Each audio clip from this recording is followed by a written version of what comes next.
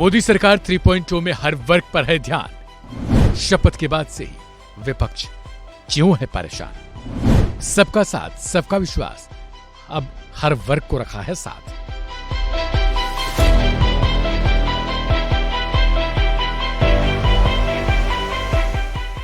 प्रधानमंत्री मोदी ने अपने कैबिनेट, राज्य मंत्रियों और स्वतंत्र प्रभार मंत्रियों के साथ शपथ ले ली है। लेकिन इस बीच खबर है कि बीजेपी ने इस बार हर वर्ग के लोगों पर खास ध्यान दिया है। खास बात है कि बीजेपी ने सोशल इंजीनियरिंग को ध्यान में रखते हुए जनरल, ओबीसी, एससी, एसटी समुदायों के सांसदों को कैबिनेट में रखा है। देश में लगातार तीसरी बार मोदी सरकार का आगाज हो चुका है।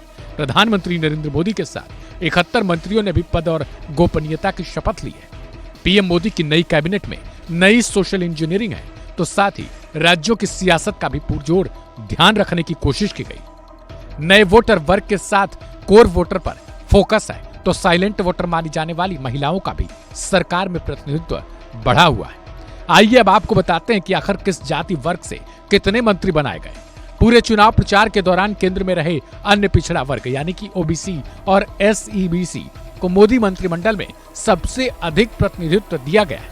ओबीसी से 27 और एसईबीसी यानी अति पिछड़ा वर्ग से 2, कुल 29 मंत्री इस वर्ग से बनाए गए। बता दें कि एसईबीसी ओबीसी का ही एक उपवर्ग होता है। ओबीसी ईबीसी के बाद सामान्य वर्ग का नंबर आता है। बीजेपी का कोर वोटर माने जाने वाले सामान्य वर्ग से 28 मंत्री बनाए गए। अनुसूचित जाति यानी एससी पर ध्यान दें तो इसमें कुल 10 और अनुसूचित जनजाति वर्ग से मोदी सरकार में कुल 5 मंत्री बनाए गए। एक मंत्री ईसाई समुदाय से भी बनाया गया है। बता दें कि इस बार मुस्लिम समुदाय से मंत्री न बनाए जाने पर खूब सियासत हो रही है।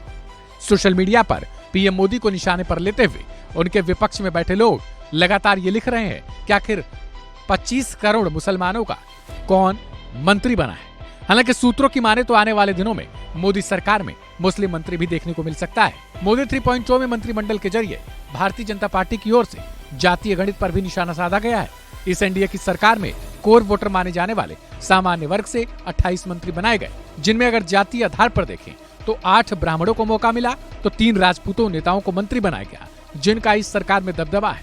वहीं भूमिहार, यादव, जाट, कुर्मी, मराठा, वोक्कालिगा वर्ग से मोदी सरकार में कुल 2-2 मंत्री बनाए गए।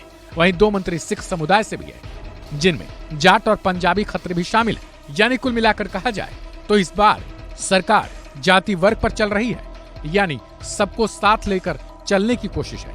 हालांकि मोदी सरकार मुस्लिम मंत्री न होने की वजह से घेरी जा रही है।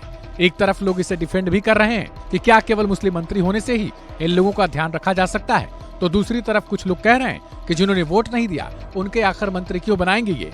लेकिन कुछ लोग ये जरूर कह रहे हैं कि आखिर वोट ना मिलने के कारण क्या मंत्री नहीं बनाया जाएगा। आखिर इनके समुदाय का प्रतिनिधित्व सरकार में कौन करेगा।